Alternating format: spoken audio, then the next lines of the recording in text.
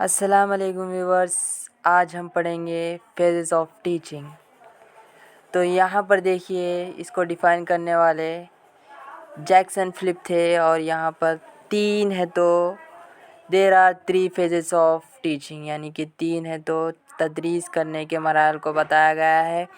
पहला जो है प्री एक्टिव फ़ेज़, यानी कि माक़ाबिल तदरीस का मरहला। इसमें क्या होता है, मकसद का तयन करना, तरीक़े तदरीस का तयन करना और मंसूबे सबक लिखना। यानी कि तदरीस से पहले जो भी हम चीज़ें करते हैं वो है तो प्री एक्टिव फ़ेज़ में आता है। उसके बाद देखिए यहाँ पर सेकंड इंटरएक्टिव फ़ेज़, दौरान तदरीस का मरहला। यानी कि यहाँ पर है तो जो मौल्लिम है या मौल्लिमा है वो यहाँ पर है तो तदरीस करती है, यानी कि ये क्लास के अंदर का, यानी कि क्लास में जो एक्टिविटीज़ और जो मरहले यानी जो तदरीस की जाती है वो इस मरहले में आएंगे इंटरएक्टिव फ़ेज़ में। यहाँ पर देखिए कमरे जमात में किए जाने वाले मशागिल, मौल्लिम या मौल्लिमा का बहस व मुबाहिसा करना और सबक की तदरीस, यानी कि सबक पढ़ाना, नज़म पढ़ाना, सबक पढ़ाना या बच्चों से सवालात पूछना या जो कुछ भी चीज़ें हम क्लासरूम में या कमरे जमात में करते हैं वो है तो इंटरएक्टिव फ़ेज़ में आता है। चलिए नेक्स्ट देखेंगे। नेक्स्ट है पोस्ट एक्टिव फ़ेज़, यानी कि माँ बाद तदरीस का मरहला। इसमें क्या होता है, तदरीस के बाद सवालात करना, बच्चों की जांच करना, घर का काम देना। यानी कि पढ़ाने के बाद हम बच्चों से सवालात करते हैं, यानी कि जो भी पढ़ाया गया है उसका इआदा जो करते हैं, रिवीजन, यानी कि इआदा जो भी किया जाता है वो है तो पोस्ट एक्टिव फ़ेज़ में आता है। चलिए हमने तीनों टीचिंग फ़ेजेस के बारे में पढ़ा है। अब इससे मुतालिक टेट और डीएससी में जो सवालात पूछे गए हैं उसको हम उसके जवाबात है तो मालूम करने की कोशिश करेंगे। तो यहाँ पर देखिए पहला सवाल है, यहाँ पर दिया गया है फ़हरिस्त ए के तहत दिए गए तदरीसी मराहल को फ़हरिस्त बी में दिए गए वाज़बतन आइटम से मिलाइए। यानी कि यहाँ पर match the phases of teaching given under list A with the association given under list B. तो यहाँ पर देखिए फर्स्ट जो ए है वहाँ यहाँ दिया गया है प्री एक्टिव फ़ेज़, बी में दिया गया है इंटरएक्टिव फ़ेज़ और सी में है पोस्ट एक्टिव फ़ेज़। यहाँ पर है तो फ़ेजेस दिए गए हैं और इससे ताल्लुक़ यहाँ पर स्टेटमेंट दिए गए, यानी कि ताल्लुक़ रिश्ता दिया गया है। पहला है देखिए यहाँ पर जो आई एक है यहाँ पर वो दिया गया है जमात में ग्रोही सरगर्मियों का इनेकाद।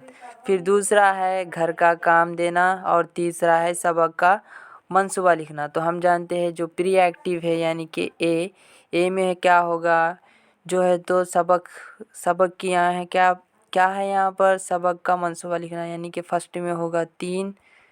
और देखिए बी क्या है इंटरएक्टिव फ़ेज़ में क्या होगा, जमात में ग्रोही सरगर्मियों का इनेकाद करना, तो बी हो गया 2। और सी है यहाँ पर सी है पोस्ट एक्टिव फ़ेज़ में क्या होगा, घर का काम देना, यानी कि जो भी पढ़ा गया उसके बाद है तो बच्चों को घर का काम देना। तो यहाँ पर सी में हो गया फर्स्ट। तो यहाँ देखिए ऑप्शन कौन सा होगा, ऑप्शन जो 2 है वो सही होगा। फर्स्ट में 3 और बी में 2 और सी में 1। तो चलिए अब नेक्स्ट सवाल करेंगे। तो यहाँ पर दिया गया है identify the incorrect pair among the following with respect to the phase of teaching. तो यहाँ पर देखिए पहला क्या दिया है प्री एक्टिव फ़ेज़ में है फिक्सिंग अप गोल्स, यानी कि मकासद का तयन करना। फिर उसके बाद नेक्स्ट है इंटरएक्टिव फ़ेज़ में दिया गया है डिसीजन अबाउट स्ट्रैटेजीज़, यानी कि यहाँ पर जो है तदरीस के मरहले, यानी कि किस तरह से बच्चों को पढ़ाना है। ये है तो हम कब करते हैं, प्री एक्टिव फ़ेज़ में करते हैं या इंटरएक्टिव फ़ेज़ में करते हैं।